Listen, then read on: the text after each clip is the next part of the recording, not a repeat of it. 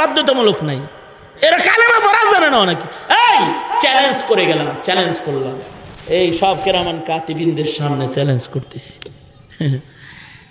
আপনার গ্রামে আপনি ঘুরেন মৌলবী 3 জন নিয়ে, 50 ভাগের বেশি সন্তান এমন পাবেন যারা কালেমা শুদ্ধ করে উচ্চারণ করতে পারে না। চ্যালেঞ্জ করলাম, আপনারাই তো এই মুসলিম সন্তানের পিতা, আপনারাই তো এই মুসলিম সন্তানের মা, কেন আপনার সন্তান কালেমা পড়তে পারে না? হিসাব দিতে হবে আল্লাহর আদালতে, হিসাব দিতে হবে। কোনো দায়িত্ব নাই, সব দায়িত্ব মোল্লাগের পড়ছে।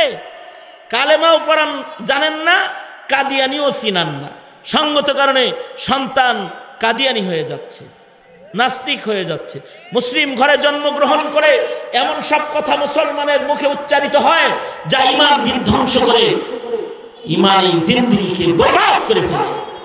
মুসলমানের আওলাদ হয়ে এগুলো বলে। সুতরাং আমি বলবো, নিজের সন্তানকে, এই দুনিয়ার যত শিক্ষা আছে সব শিক্ষার মূল তন্ত্র হইল পেট, এছাড়া আর কিচ্ছু না। ইসলাম এমন শিক্ষা, দিন এমন শিক্ষা যে শিক্ষার মূল টার্গেট হলো ঈমান, আল্লাহ পর্যন্ত পৌঁছা, এটা হলো মূল টার্গেট। আর দুনিয়ার যত শিক্ষা আছে এগুলোর মূল টার্গেট হলো পেট, পেট, পেট, পেট, পেট, পেট বাঁচাও, দেশ বাঁচাও, বাস এটাই। আর ইসলামের মূল টার্গেট হলো বান্দাকে রবের কাছে পৌঁছাও, এটা হলো ইসলাম ধর্ম শিক্ষা। সুতরাং নিজের সন্তানের ধর্মীয় শিক্ষাকে নিশ্চিত করুন, ইনশাআল্লাহ বলুন ইনশাআল্লাহ। যারা বিয়ে করছেন, যারা করেন নাই, যাদের ঘরের সন্তান আছে, আপনারা আপনাদের নিজ জিম্মায় আপনাদের ঘরের সন্তানের ঈমান বাঁচানোর দায়িত্ব নিলেন। এই দায়িত্ব কি আমি দিছি না আল্লাহ দিছে? কু আনফুসাকুম ওয়া আহলিকুম নারা, কার ভাষ্য? আল্লাহ। তো নিলেন তো দায়িত্বটা, বুঝা নিছেন তো, বুঝা নিছেন তো, বুঝছেন তো ইনশাআল্লাহ। ওয়াদা করেন তাহলে এটাও।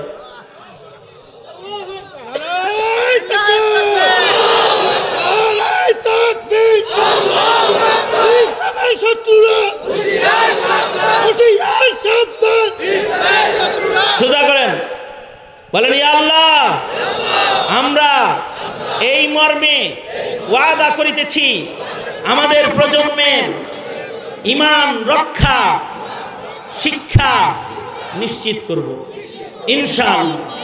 চিল্লায় এখন ইনশাআল্লাহ।